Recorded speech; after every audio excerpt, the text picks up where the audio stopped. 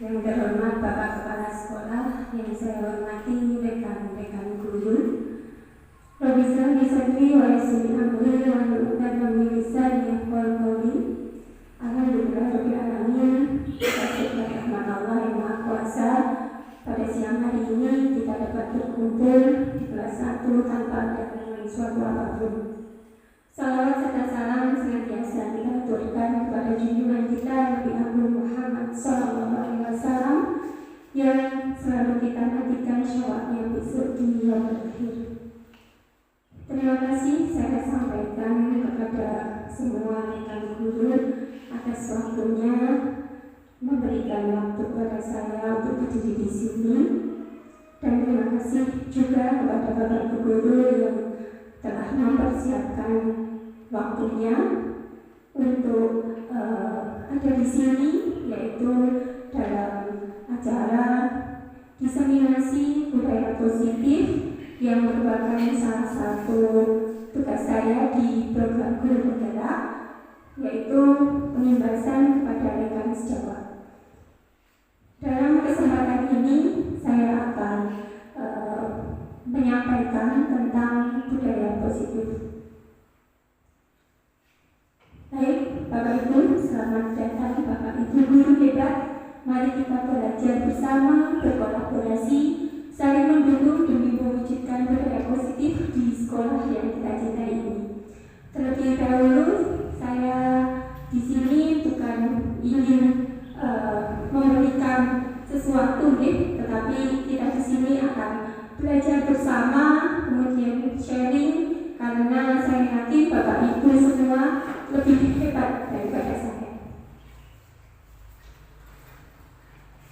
Baik Bapak Ibu, seperti yang terlihat di sini, ini adalah sedikit biografi Bapak pendidikan kita, yaitu Ki Hajar Dewantara.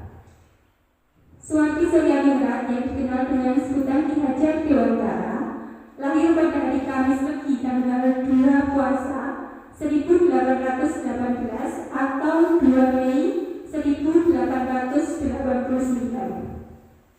Ayahnya bernama Kanjeng Pangeran Haryo Suryaningrat, putra Kanjeng Hadipati Haryo Suryo Sosroningrat yang bergelar Sri Paku Alam ketiga. Ibunya adalah seorang putri Keraton Yogyakarta yang lebih dikenal sebagai pewaris Kadilangu keturunan langsung Sunan Kalijogo. Ini adalah filosofi Ki Hajar Dewantara. Dalam pandangannya, tujuan pendidikan adalah memajukan bangsa secara keseluruhan tanpa membeda-bedakan agama, etnis, suku, budaya, adat, kebiasaan, status ekonomi, status sosial, serta didasarkan kepada nilai-nilai kemerdekaan yang asasi. Nah, sekarang silakan Bapak Ibu guru perhatikan, ini adalah ibarat kita sebagai guru yang diibaratkan sebagai petani. Jadi dari kita menanam benih sampai kita memanennya, jadi seorang pendidik itu diibaratkan sebagai petani. Kenapa demikian? Jadi benih itu ibarat adalah seorang murid bagi seorang guru. Peranan pendidik. Kerjanya seorang guru tidak ubahnya seperti kerjanya seorang petani yang senantiasa membuang duri serta mencabut rumput yang tumbuh di celah-celah tanamannya, seperti kata Imam Al-Ghazali. Sekolah diibaratkan sebagai tanah tempat bercocok tanam, sehingga pendidik harus mengusahakan sekolah jadi lingkungan yang menyenangkan, serta menjaga dan melindungi murid dari hal-hal yang tidak baik. Salah satu tanggung jawab seorang pendidik adalah bagaimana menciptakan suatu lingkungan positif yang terdiri dari warga sekolah yang saling mendukung, saling belajar, saling bekerja sama, sehingga tercipta kebiasaan-kebiasaan baik yang mana akan menumbuhkan karakter-karakter baik warga sekolah yang akhirnya akan membentuk sebuah budaya yang positif. Jadi di sini kenapa seorang guru itu diibaratkan sebagai petani? Jadi murid itu adalah benih yang akan ditanam oleh seorang guru yang seyogianya kita tidak akan memanennya menjadi jagung atau ketela atau yang lainnya. Pasti kita akan memanennya akan menjadi padi. Bagaimana cara kita agar panennya itu baik seperti itu? Diibaratkan kita sebagai petani. Jadi kita bagaimana kita membuat tanah itu menjadi subur, kemudian bagaimana kita merawatnya, bagaimana tanahnya biar gembur, pada akhirnya hasilnya akan baik seperti itu. Jadi murid juga diibaratkan sebagai benih yang mau diapakan murid itu nanti terserah bagaimana guru akan memprosesnya. Jadi tidak bisa kita akan menjadikannya seperti apa. Kita hanya menuntun mereka supaya menjadi pribadi yang baik. Nah, sekarang ini adalah ada sebuah permainan. Jadi kita akan bermain menjadi dua orang ya, Bapak Ibu. Yang pertama akan menjadi tugas A, kemudian yang kedua akan menjadi tugas B. Nanti dilakukan secara bergantian. Tugas A nanti akan mengepalkan tangan. Jadi akan mengepalkan tangan seperti ini ya, sambil membayangkan Anda menyimpan sesuatu yang sangat berharga di dalam kepalan tangan Anda. Jadi Anda harus menjaga benda tersebut sekuat tenaga Anda karena begitu pentingnya untuk kehidupan Anda. Dan nanti rekan yang satunya itu bertugas sebagai tugas B, yang tugasnya adalah mencoba dengan segala cara untuk membuka kepalan tangan A. Boleh dibujuk dengan menghati, mengintimidasi, boleh memarahi, menggoda, mengkritik, pokoknya bagaimana usaha tugas B ini supaya kepalan itu bisa terbuka. Oke, silakan Bapak Ibu dicoba bermain dua orang ya, berarti gantian. Pertama jadi tugas A siapa, kemudian tugas B siapa. Tugas A adalah mata. Bayangkan saja di kepala Bapak Ibu itu ada berlian atau rahasia yang tidak boleh orang lain ketahui. Nah, boleh terserah. Yang penting bagaimana usaha yang tugas B itu untuk membuka kepala tersebut. Monggo silakan dicoba. Monggo. Boleh. Monggo. Boleh. Nanti tugas B itu ya, bagaimana caranya agar kepala itu bisa terbuka. Saya tugas B ya. Nanti gantian. Ini sekarang tugas B, nanti tugas A. Satu aja.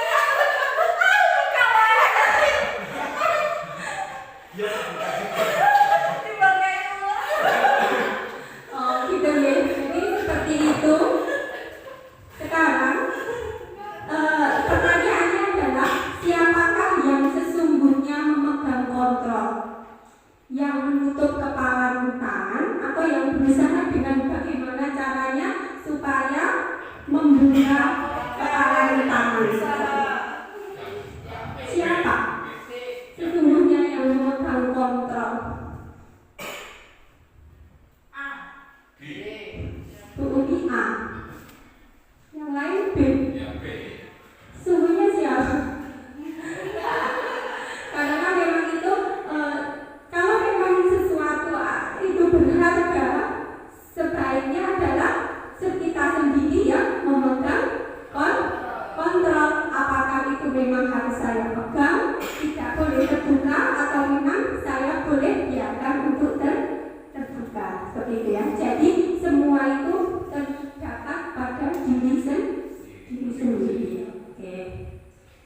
Bapak Ibu, baik, dalam modul 1.4 itu ada beberapa materi yang disampaikan di dalamnya, yaitu ada perubahan paradigma belajar, kemudian disiplin positif, motivasi diri manusia, kebutuhan manusia, posisi kontrol restitusi, keyakinan kelas, dan segitiga restitusi.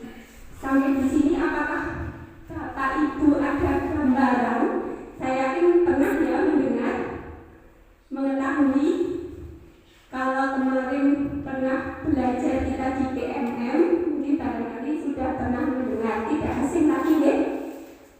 Baik, sekarang kita lanjutkan. Ini adalah pembelajaran dengan paradigma baru.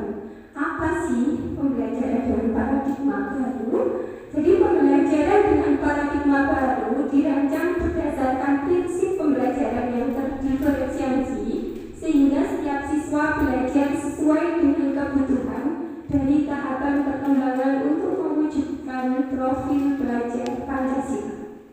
Jadi sekarang sudah tidak lagi peserta didik itu ini loh harus bisa ini. Sekarang di kelas 1 harus bisa seperti ini. Kelas 1, kelas 2, kelas 3 harus seperti ini, tidak. Karena apalagi di kurikulum Merdeka itu semua pembelajaran prinsipnya adalah berdiferensiasi. Apa artinya? Setiap peserta didik itu mempunyai capaian masing-masing yang tidak bisa disamakan dengan satu dan yang lainnya. Jadi kita sebagai pendidik harus paham benar apa capaian atau kompetensi masing-masing siswa yang sudah dimiliki, sehingga kita nantinya dalam pembelajaran itu bisa menuntun mereka sesuai dengan kemampuan. Karena setiap anak itu tidak bisa disamakan. Seperti itu ya Bapak Ibu. Kemudian yang akhirnya akan mewujudkan profil pelajar Pancasila. Ada 6 dimensi profil pelajar Pancasila ya Bapak Ibu. Apa saja 6 dimensi tersebut? Yang pertama apa? Beriman dan bertakwa pada Tuhan Yang Maha Esa. Kemudian berkebinekaan global, bernalar kritis, gotong royong, dan mendidik. Seperti itu harapannya dari pembelajaran yang berdiferensiasi. Baik, kita lanjutkan ke disiplin positif. Pernah mendengar nih Bapak Ibu apa itu disiplin positif? Sebelumnya saya mau tanya, apa arti disiplin? Menurut Bapak Ibu disiplin itu seperti apa? Coba, mungkin Bu Uni. Bagaimana Bu Uni, menurut Bu Uni disiplin itu apa? Menurut saya disiplin itu adalah bertingkah. Menurut saya disiplin adalah bertingkah atau bertindak sesuai dengan aturan yang berlaku. Jadi menurut ini adalah disiplin itu bertindak menurut aturan yang ada, aturan yang berlaku. Mungkin yang lain, pendapat yang lain, Pak Heri, menurut Pak Heri mungkin apa nih? Disiplin menurut Pak Heri itu apa? Kalau menurut saya disiplin itu rasa ingin merasakan sesuatu yang ingin dilakukan. Rasa yang ingin merasakan sesuatu yang ingin dilakukan. Rasanya itu bagaimana gitu? Oh, oke. Baik. Atau mungkin menurut ibu-ibu yang lain atau bapak yang lain ada yang mau memberikan pendapat apa atau menurut bapak ibu disiplin itu? Bu Sari mungkin? Menurut saya disiplin itu bisa dikatakan mungkin patuh atau taat terhadap aturan yang sudah ada. Oh ya. Jadi kata Bu Sari, disiplin itu taat atau patuh pada aturan yang sudah ada. Baik, terima kasih atas pendapat yang disampaikan. Mari kita lanjutkan. Jadi dalam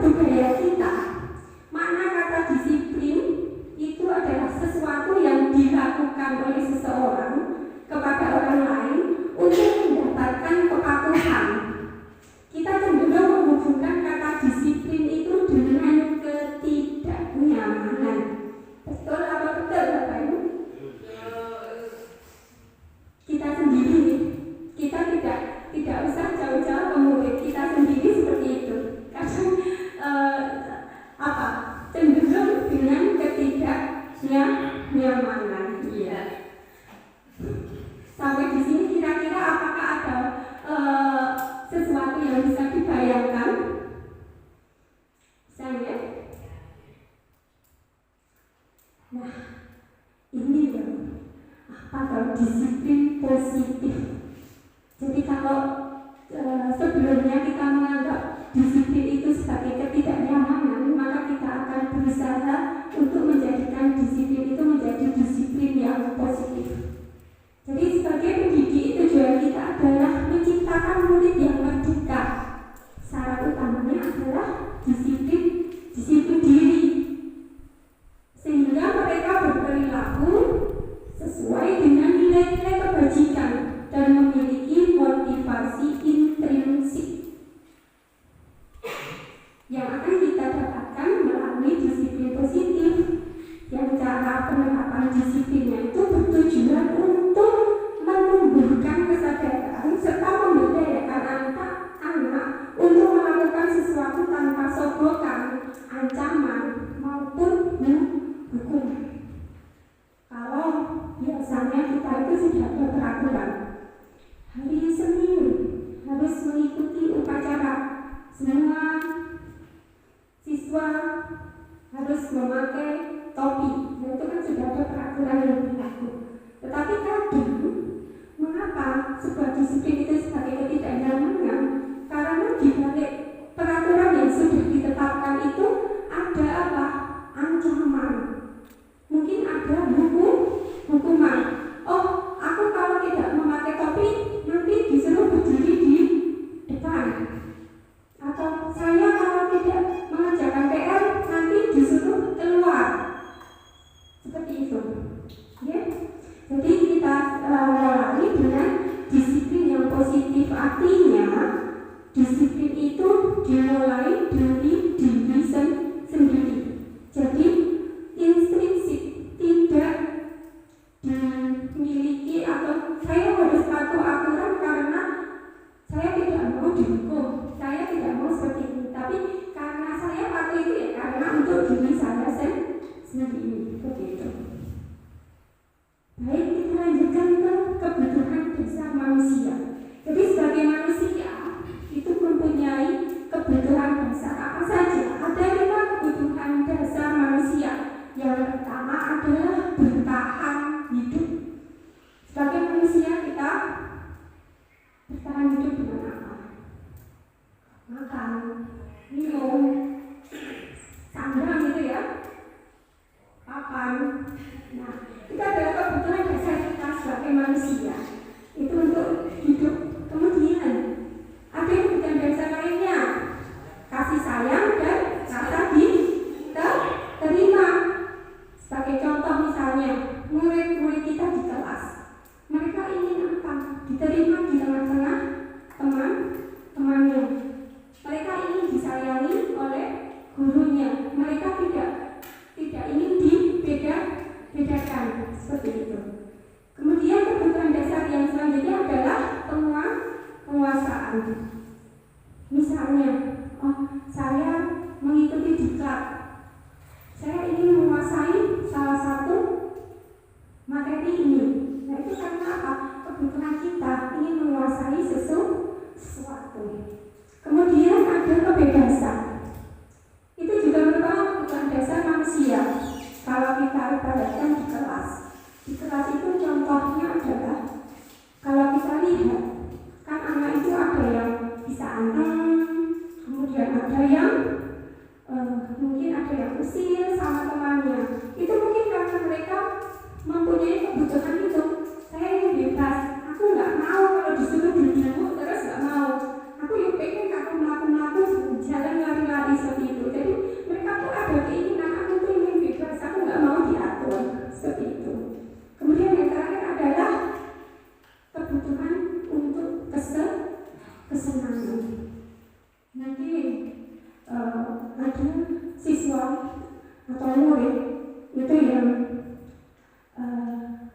pengen jahil gitu ya sama temannya, misalnya mengganggu, nah seperti itu. Tapi mungkin kita tidak bisa menjudge anak itu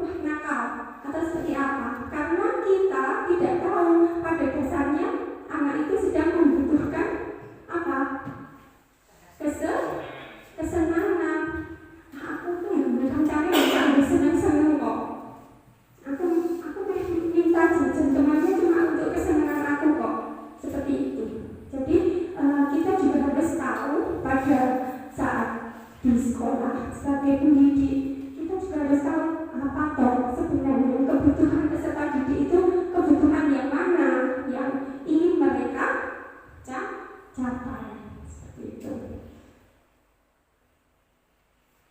Baik, kita lanjutkan. Ini adalah beberapa motivasi perilaku manusia. Apa itu motivasi? Jadi motivasi adalah dorongan yang timbul pada diri seseorang secara sadar atau tidak sadar untuk melakukan suatu tindakan dengan tujuan tertentu. Ada beberapa motivasi perilaku pada manusia.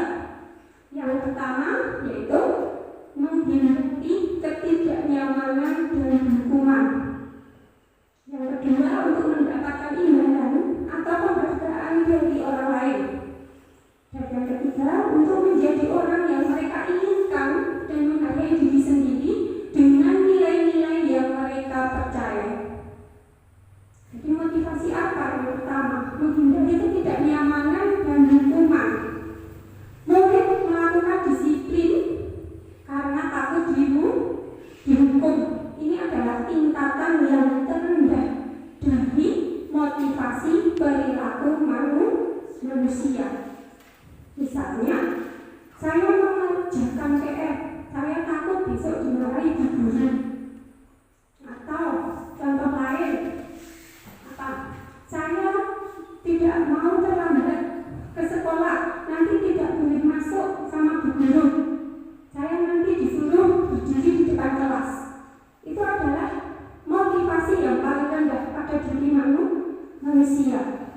Atau kalau pada guru atau kita itu misalnya saya tidak mau datang terlambat agar TPG-nya nanti takutnya tidak cair.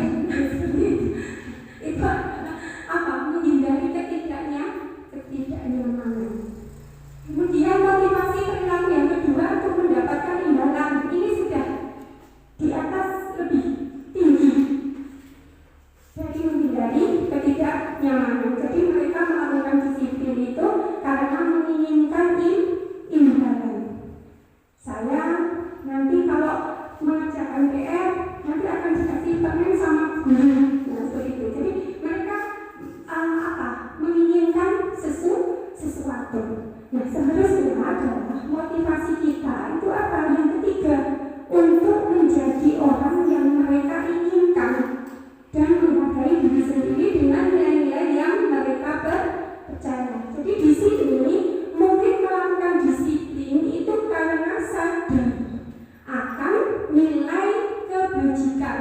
Jadi membuat mereka itu melakukan disiplin ya karena ingin menghargai dirinya sendiri. Bagaimana kita menjadikan anak itu bisa mempunyai pemikiran kita itu bieto dengan melakukan disiplin, tapi itu hanya kita sendiri karena kita sendiri bukan orang lain. Jadi itu tugas kita sebagai pendidik menjadikan murid itu aku ini ya karena aku sendiri, tidak karena orang lain. Nah, ini adalah konsep disiplin dengan identitas gagal, Bapak Ibu. Di sini ada apa ini? Hukuman dan juga penghargaan. Ini saya bisa tertampar sebenarnya di sini.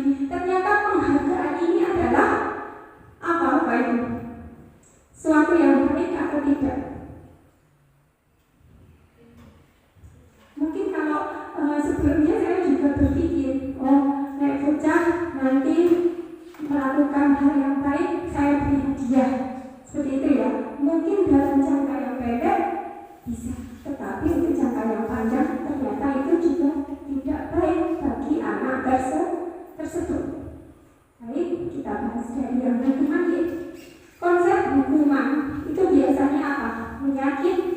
Menyakitkan, tidak nyaman, kemudian membuat murid takut. Pasti pemaksaan. Kemudian murid akan menyembunyikan kesalahan. Mereka akan berusaha bagaimana supaya kesalahan itu tidak sampai ketahuan.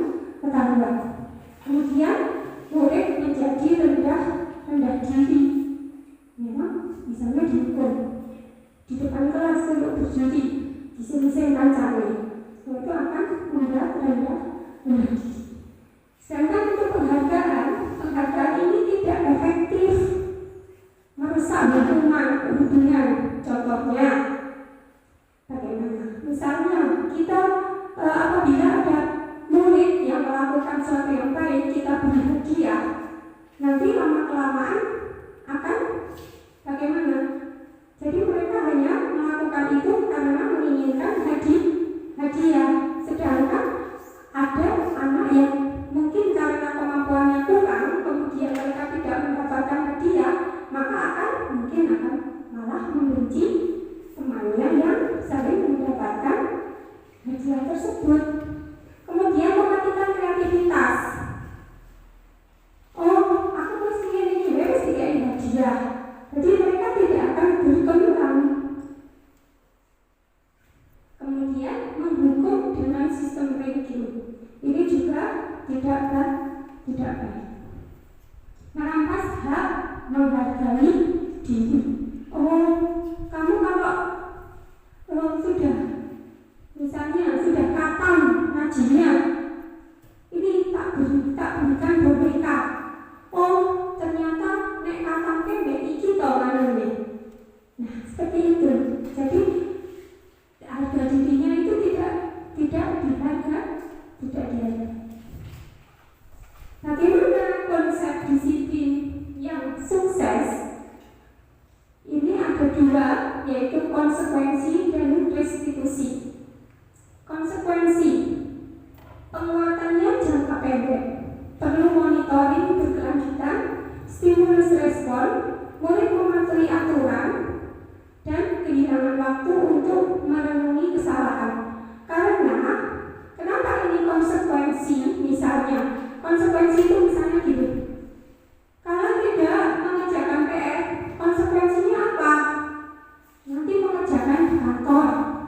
Jadi mereka sudah tahu, oh, sebenarnya aku orang nggak PR, orang kok konsekuensinya juga hanya mengerjakan di kantor, seperti itu. Jadi mereka sudah tahu konsekuensi apa yang harus dilakukan ketika mereka melanggar peraturan. Jadi konsep disiplin yang paling pas, yang paling sukses itu adalah dengan restitusi. Bagaimana murid bertanggung jawab untuk perilakunya. Kemudian fokus pada pemecahan masalah jangka panjang. Murid menghargai dirinya dan orang lain. Teori kontrol, dirinya menekan kontrol. Kemudian murid bersemangat memperbaiki kesalahan. Jadi dalam restitusi itu guru mempunyai kontrol bagaimana siswa itu dapat memperbaiki kesalahannya dengan apa? Dengan dirinya sendiri melihat, oh saya salahnya apa? Saya harus memperbaikinya dengan bagaimana? Itu mereka mempunyai kontrol sendiri sehingga pada akhirnya anak itu dapat apa? Memperbaiki kesalahannya sendiri. Nah, ini adalah pendekatan restitusi. Restitusi itu apa? Jadi restitusi adalah proses menciptakan kondisi bagi murid untuk memperbaiki kesalahan mereka sehingga mereka bisa kembali pada kelompok mereka dengan karakter yang lebih kuat. Jadi mereka bisa apa? Bisa apa Bapak Ibu? Dengan restitusi mereka bisa apa? Memperbaiki diri sendiri. Jadi sadar betul apa kesalahannya dan bagaimana cara memperbaikinya. Ciri-ciri restitusi ada beberapa, yaitu ada bukan menebus kesalahan, kemudian memperbaiki hubungan, tawaran, jadi bukan paksaan, menuntut untuk melihat ke dalam diri, mencari kebutuhan dasar yang mendasari tindakan, fokus pada karakter bukan tindakan, kemudian menguatkan dan fokus pada solusi. Jadi dalam restitusi itu misalnya kita di kelas menemukan permasalahan, permasalahan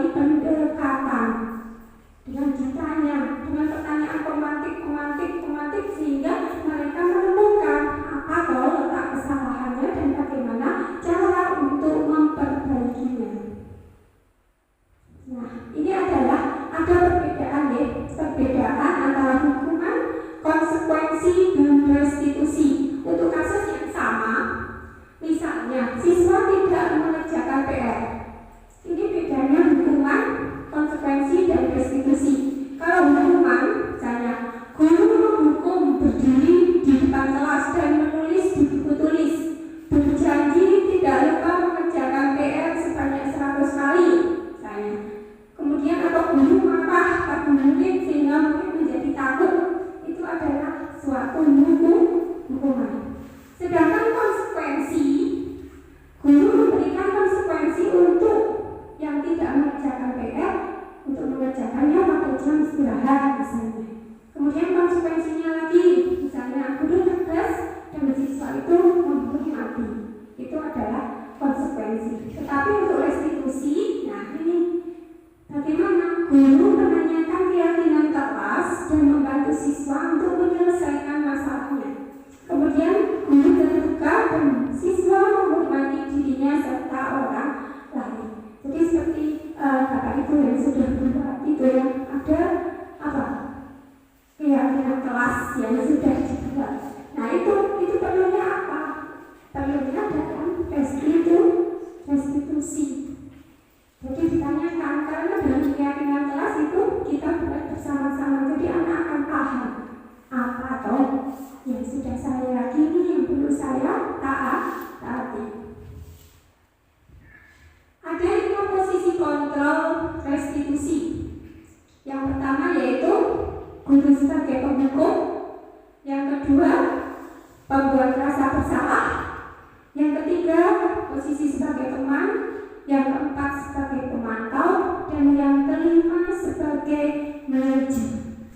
Sekarang saya tanya, dari 5 posisi kontrol restitusi ini, kira-kira Bapak Ibu ada di posisi yang mana? Teman.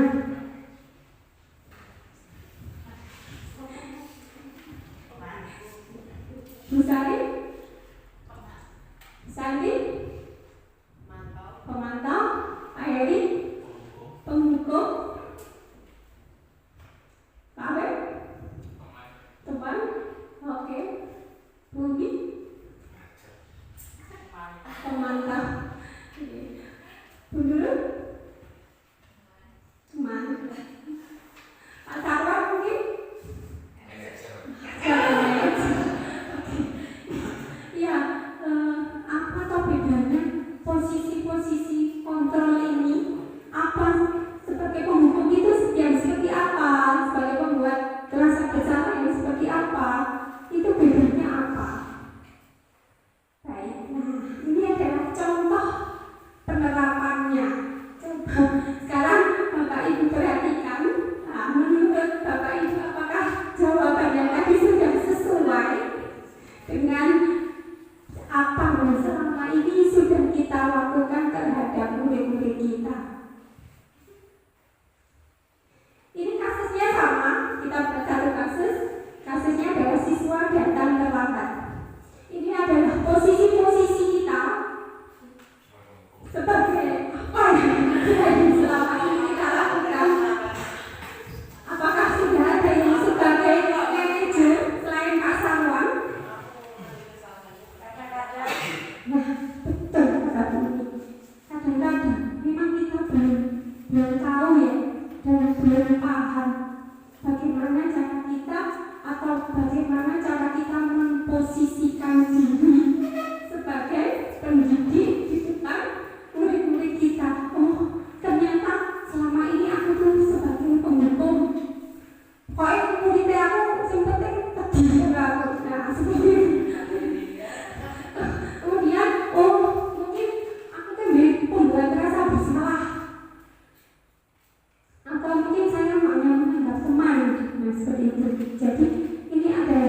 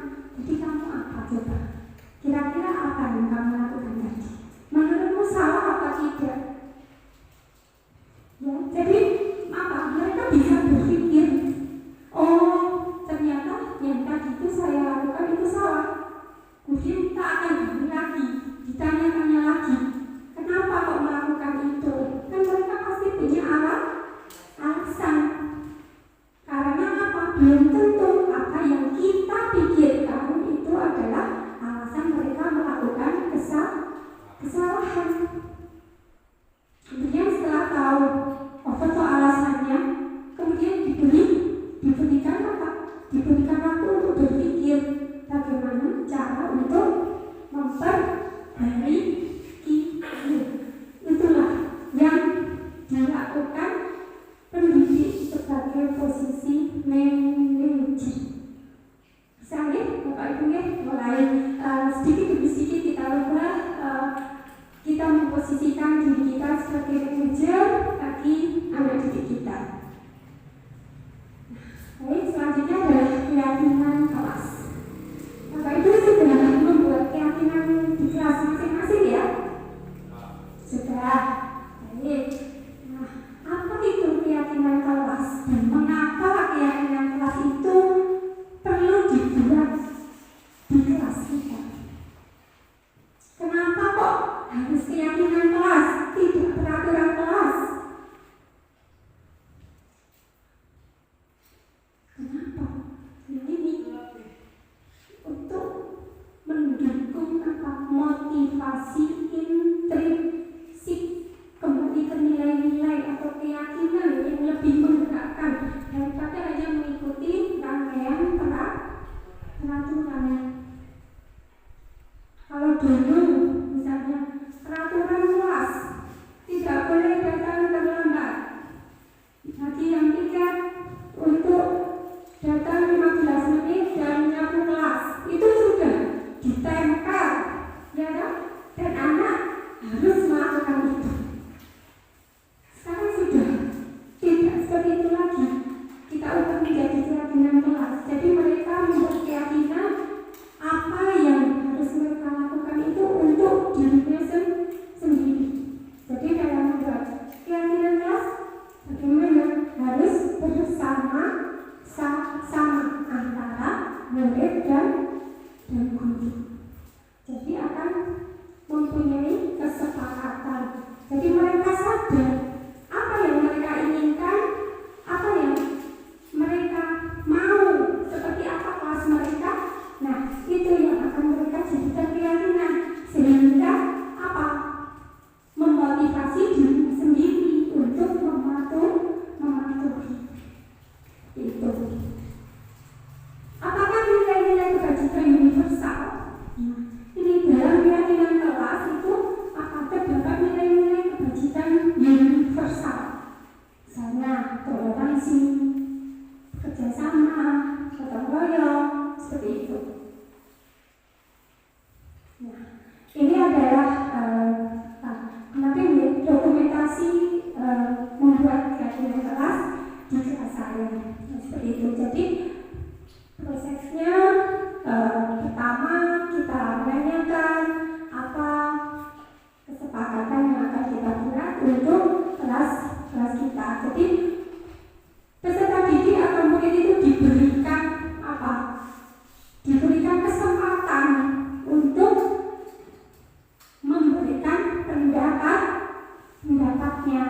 Jadi orang muridnya manut kayak tidak ya. Jadi murid diberi kesempatan mereka menginginkan seperti apa, seperti itu. Mungkin bisa kalau kemarin saya bagikan itu sticky note, kemudian mereka menuliskan seperti apa, itu banyak sekali. Tidak boleh makan di kelas, Bu. Itu nyapu, ngepel, itu ditulis semua, pokoknya banyak itu.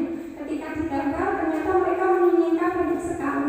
Nah, setelah itu baru kita buat keyakinan kelas yang apa? Lebih ke abstrak.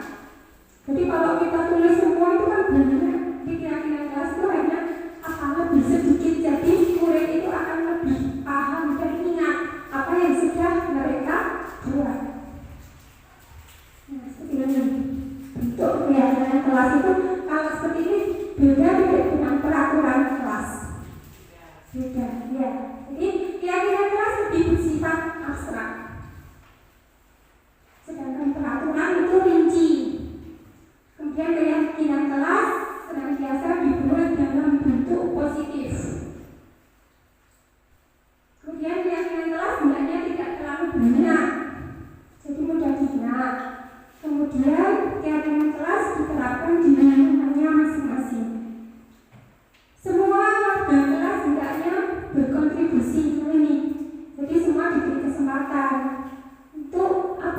pendapat mereka ingin seperti apa. Kemudian keyakinan kelas juga harus ditinjau kembali, misalnya kok di perjalanan waktu harus ada yang ditambahkan, itu bisa. Baik, ini kita lanjutkan ke segitiga restitusi. Ada 3 tahapan dalam penerapan restitusi. Yang pertama yaitu menstabilkan identitas. Yang kedua adalah validasi tindakan yang salah. Dan yang ketiga adalah menanyakan keyakinan. Ini akan kita terapkan dalam posisi kita sebagai manajer. Yang pertama apa? Menstabilkan identitas. Kita semua akan melakukan hal yang terbaik yang bisa kita lakukan. Contohnya apa? Misalnya anak melakukan kesalahan, ya kita berikan penjelasan, tidak apa-apa melakukan kesalahan. Misalnya karena kita juga pernah melakukan kesalahan seperti itu, jadi tidak apa-apa. Nah itu mereka apa? Distabilkan dulu identitasnya, karena semua orang pernah melakukan kesalahan, jadi dia tidak langsung apa? Tidak langsung down, gak apa-apa, karena Pak Guru juga kemarin pernah melakukan kesalahan tersebut. Nah seperti itu, jadi anak bisa apa? Bisa berpikir ke depannya. Oh berarti KPK melakukan kesalahan. Kemudian selanjutnya adalah validasi tindakan yang salah. Setelah mereka tahu kesalahannya, kita validasi. Oh ternyata yang kamu lakukan itu salah nak. Seperti itu misalnya.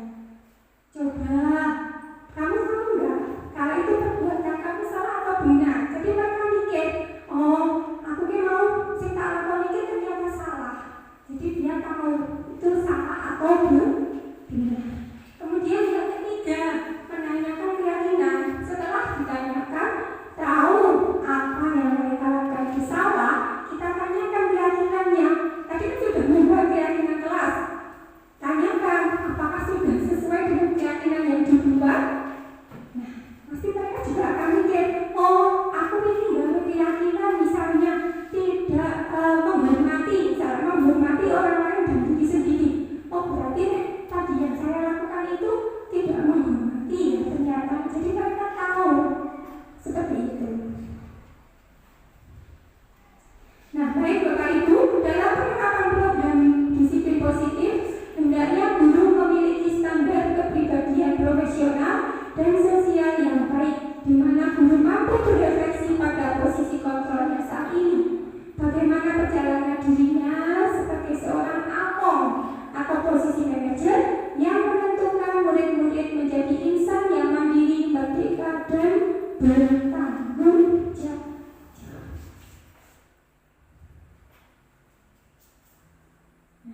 Ini adalah kemarin saya melakukan aksi nyata. Ini adalah penerapan segitiga restitusi yang saya lakukan di kelas. Seperti ini ya Bapak Ibu.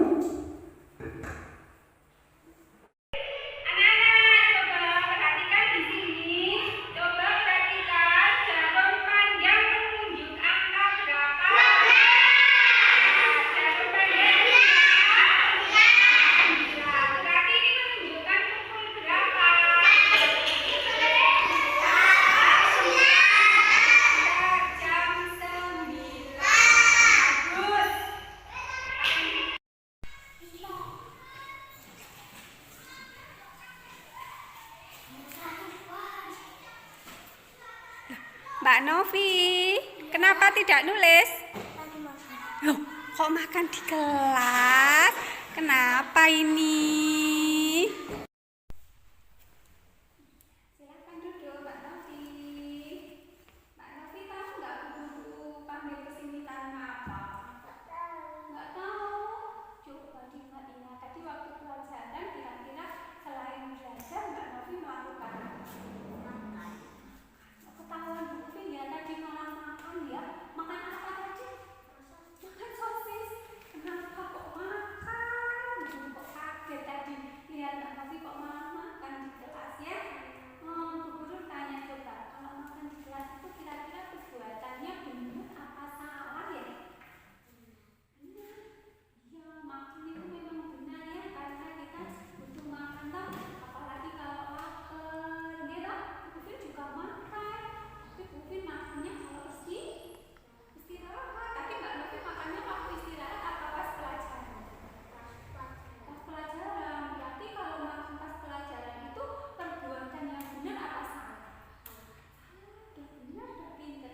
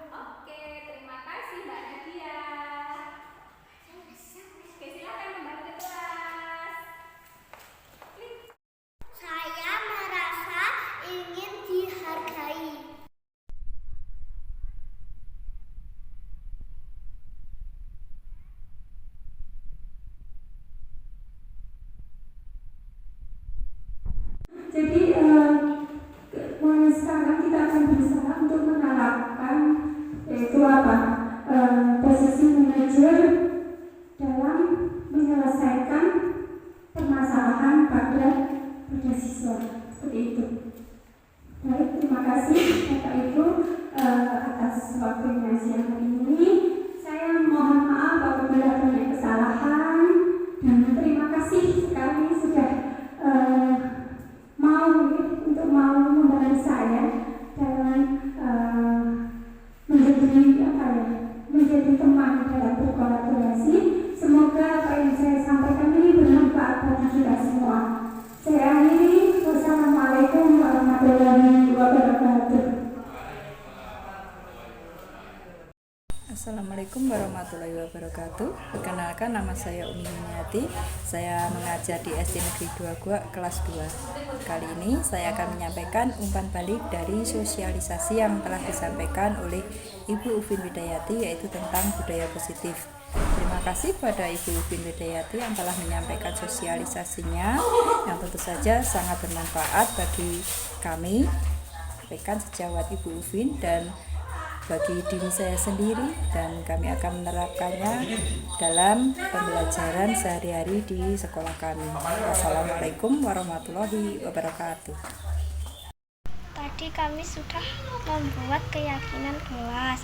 Semoga kami dapat melaksanakannya dengan baik. Terima kasih Bu Ufin.